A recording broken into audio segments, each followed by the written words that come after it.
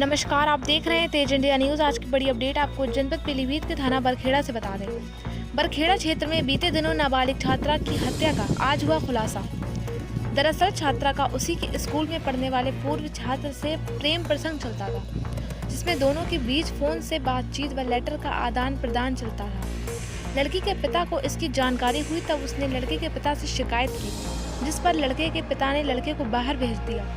1 साल के बाद जब लड़का वापस आया तो उसने अपने पिता की दुकान पर बैठने लगा, जिसके बाद उसे शक हुआ कि उसकी प्रेमिका का किसी और से प्रेम संबंध हो गया है, जिससे लड़का नाराज था। मृतका उससे संपर्क करने से बच रही थी। 13/11/2021 को लड़का सुबह लड़की के गांव से जाने वाले रास्ते पर खड़ा हो गया। जब लड़की कोचिंग पढ़ने गांव से बाहर निकली तब लड़का लड़की के गन्ने के खेत में बातचीत करने के लिए साइकिल समेत ले गया और उससे दूसरे संबंध के बारे में पूछा, जिस पर लड़की भड़क गई और दोनों में झगड़ा शुरू हो गया। लड़के ने लड़की के शरीर पर कई मुक्के मारे, जिससे वह जमीन पर पेट के बल गिर गई। तब लड़के ने उसके दुपट्टे से उसके गले में लपेटकर उसका गला कस दिया, जिससे उसकी मौके पर ही मौत हो गई और लड़का वापस जाकर अपनी दुकान पर बैठ गया। दोनों के प्रेम प्रसंग के लेटर भी बरामद किए गए हैं। कोर्ट से अनुमति लेने के बाद लड़के का नार्को टेस्ट कराया जाएगा। ये जानते हैं पूरी रिपोर्ट हमारे संवाददाता अमित पाल के साथ। देखते रहिए तेज इंडिया न्यूज़। कथित रेप के बाद हत्या का खुलासा किया है, क्या साक्ष्य मिले हैं पुलिस को, किसे गिरफ्तार किया? देखिए, छात्रा की हत्या में उन्हीं के साथ पढ़ने वाला 1 साल पूर्व पढ़ने वाला एक पूर्व छात्र का जो नाम आया है उनको गिरफ्तार भी कर लिया गया है और ये 1.5 साल से इनका रिलेशनशिप चलता रहा है। घर वालों को 1 साल जब पहले पता चला, इनको अलग अलग कर दिया गया था और लड़के को बाहर भेज दिया गया था। कोरोना काल के बाद ये जब लौट के आया अपने फादर के साथ दुकान में बैठने लगा और लगातार इनके रिलेशनशिप आगे भी कंटिन्यू होती रही है। लड़की जो बच्ची है वो अपने पिता के मोबाइल से इनके साथ संपर्क में रहा है और फादर को भी धोखे में रखा है, उनको पता भी नहीं चला इनके आपस में संपर्क है।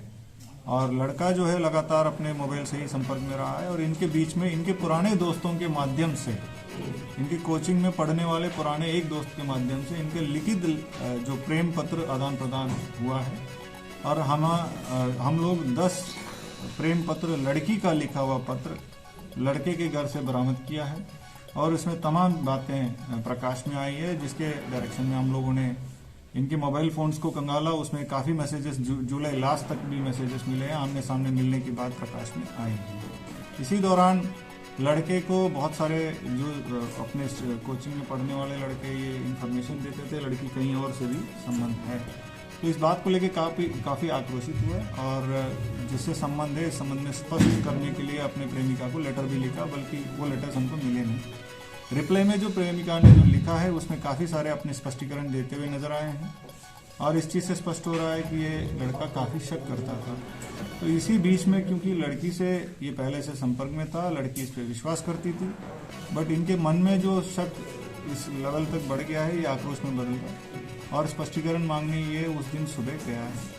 लड़की पहले से इनको जानने की वजह से विश्वास में इनके साथ गन्ने के खेत में चली गई, वहीं पे इन्होंने गला घोट के इनके साथ जो मर्डर किया है और वहाँ से अपने चुपचाप निकल गया है और आराम से अपने घर जाके फिर वहाँ दुकान पे जाके बैठ गया है। पूछताछ के दौरान इनके द्वारा पुलिस की कोऑपरेशन नहीं दी गई। बाद में जब इनके कोचिंग के जो दोस्त ये चीज़ें बताने लगे तब इन्होंने लेटर और फोन्स बरामद करा। बाकी अभी भी जांच प्रचलित है।